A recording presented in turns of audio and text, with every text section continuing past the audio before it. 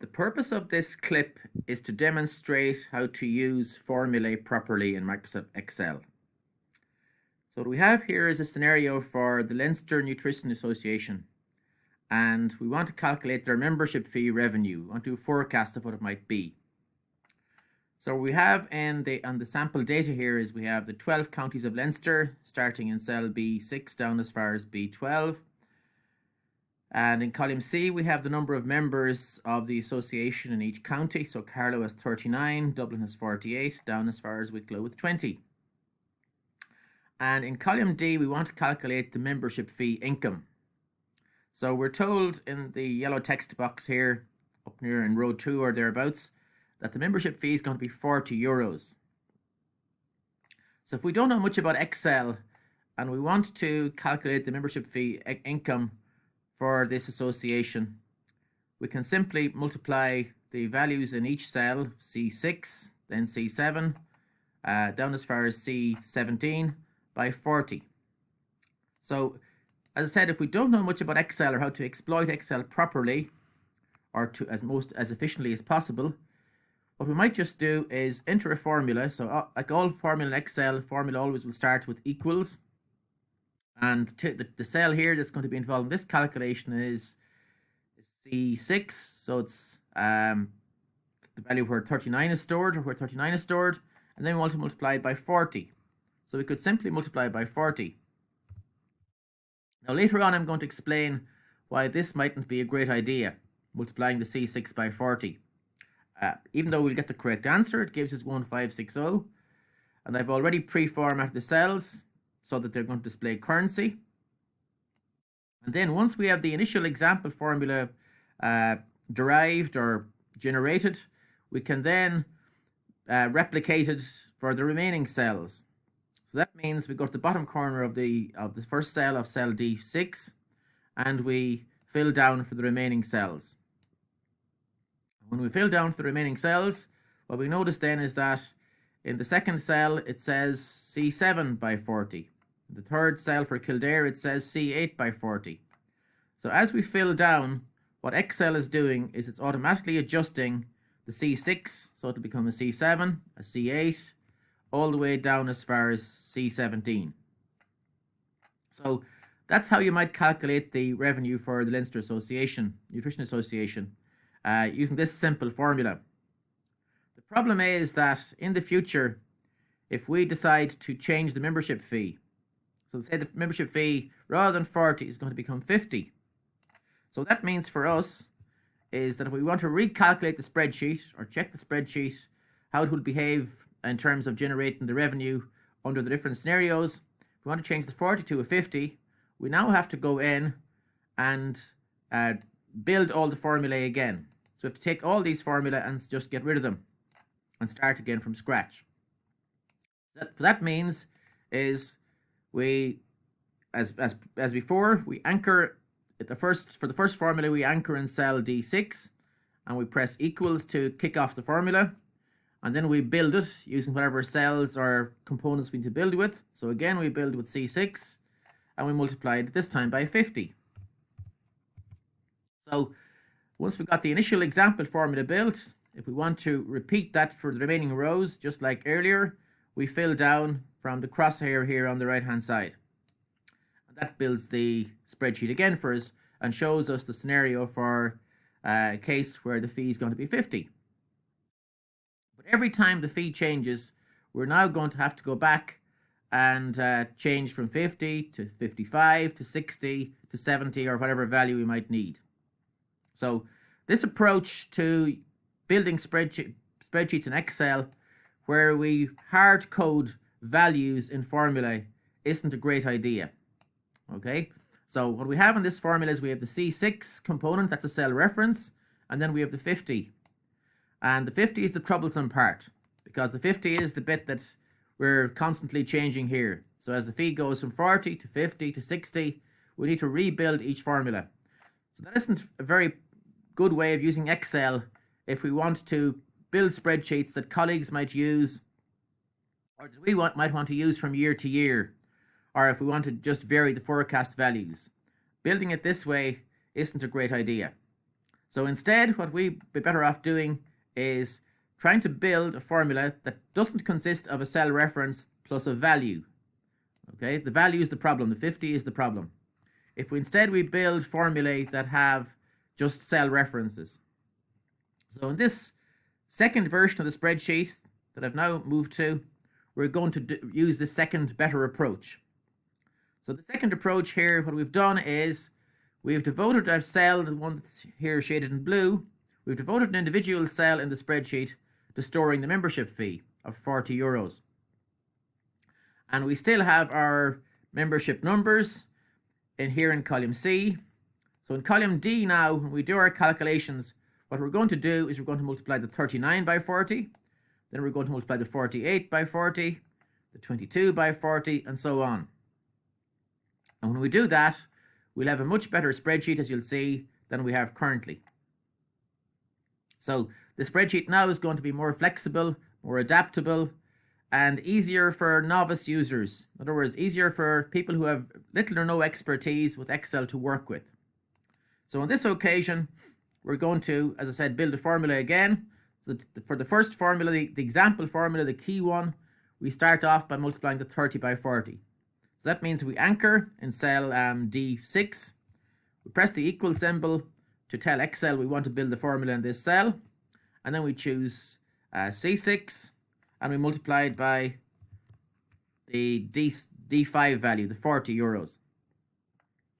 And again, if we don't know much about Excel, we might build this slightly inefficiently. So my initial formula here is C6 by D5. That's the current formula. This is the one I've used. So I'll just put it in the text box out here on the right hand side. So that as we progress through the example, you'll see how the formula might change to cope with different circumstances. So there's the formula, C6 by D5. And what we're going to do in a moment is we're going to try to replicate that formula in the remaining cells. So if we try to replicate it and we don't understand much about Excel, we fill down and suddenly the numbers start going crazy. So the hash symbols here indicate just very, very large numbers. So I'm widening the column to give all possible values. And as you can see here, the numbers at the end for Wicklow are ridiculous. So we just go back to the first cell again, and we see it says C6 by D5. But then we click on the second cell, it says C7 by D6. So C7 is correct, but it's not multiplying D5 by C7, it's multiplying it by D6. So it's taking this value. So the second formula is no good to us, because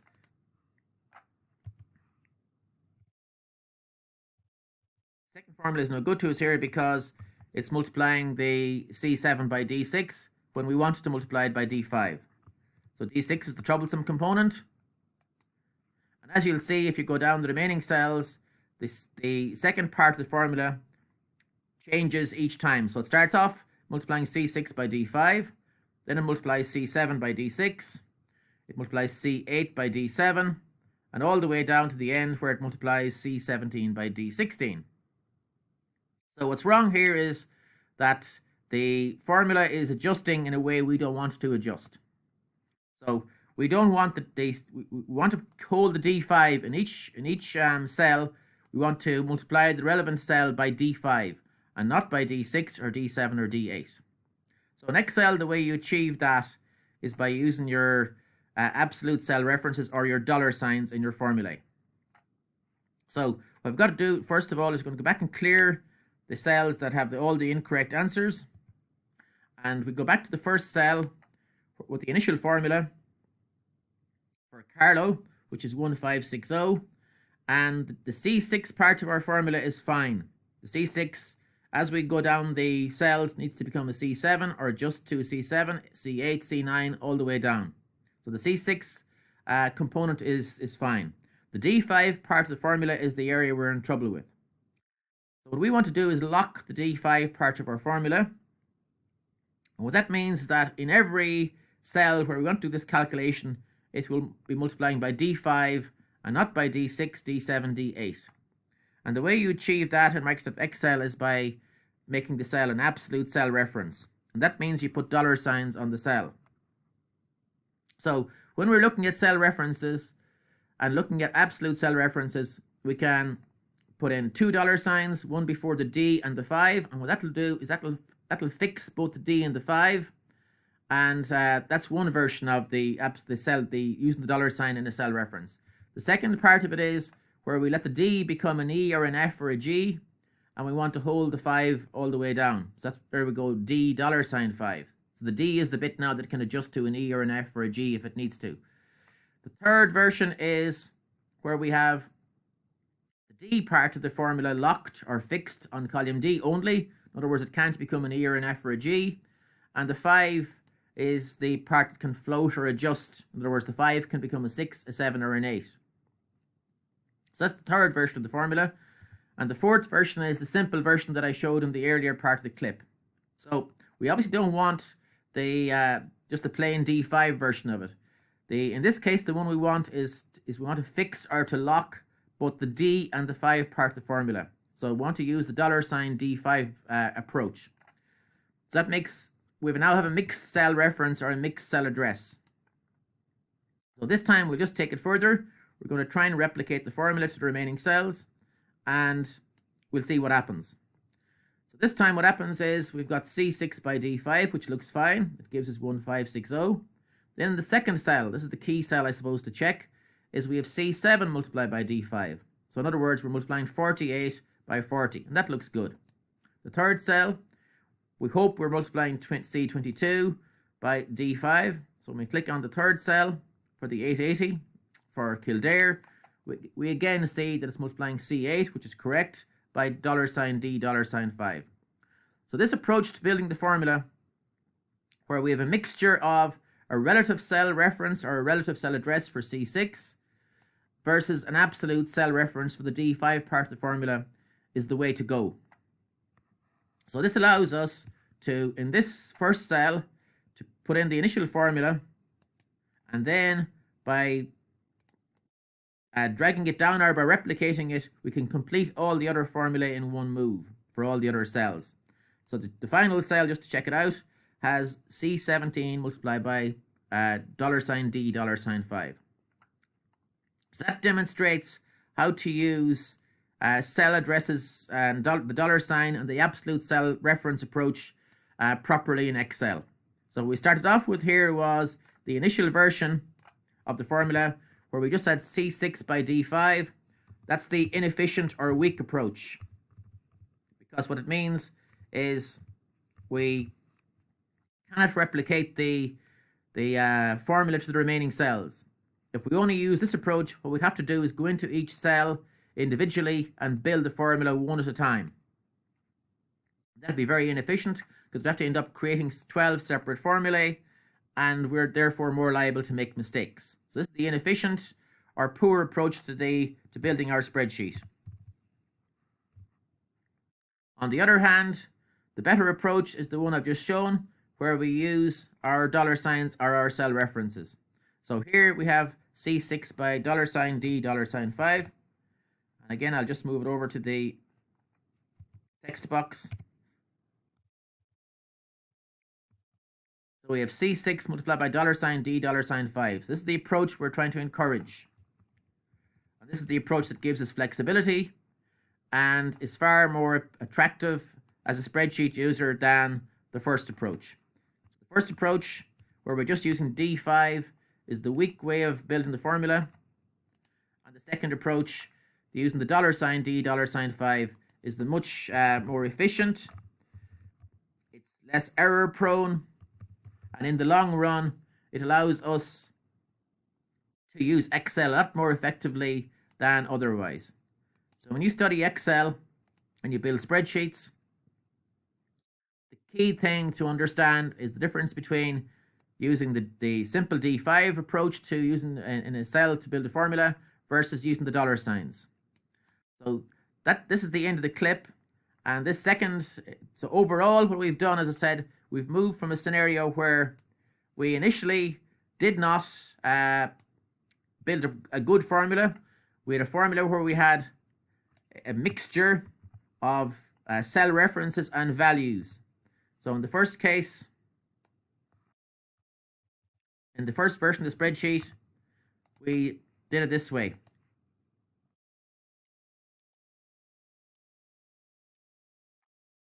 We had our weak approach where we had a mixture of, in the formula, we had a mixture of cell references and values. This is the no-go area. The 50 here is the undesirable approach, or reflects the undesirable approach, where we're using Excel inefficiently. So anytime you're building a formula in Excel, if you're including a mixture of cell references, which are good, and values, such as the 50 here, ask yourself the question, is there a better way of doing it?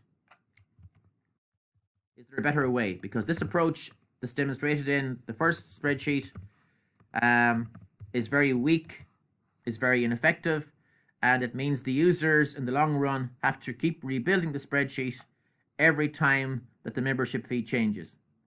On the other hand, in the second approach, in version 2, we initially started off with putting the 40 euros, in other words, the membership fee, in a cell of its own, in cell D5, and then we built formulae that capitalize on that. So when we initially built the formula, we built it kind of weakly, just with the D5, and then we rebuilt it a second time with $D, $5. And that then allowed us to replicate the formula very efficiently, very quickly, so we only ended up building one formula from scratch, and then we replicated it all the way down. The other big advantage to this second approach is that if our membership fee changes from 40 to 50, all we've got to do is go back into cell D5 and change the 40 to a 50, and then the entire spreadsheet recalculates. So I now see all of my membership fees for each county in the second version of the sheet, in this version of the sheet, by just simply changing the contents of cell D5. So again, if the 50 becomes a 60, same thing happens. We just overtype the 50 with a 60, and the spreadsheet recalculates again.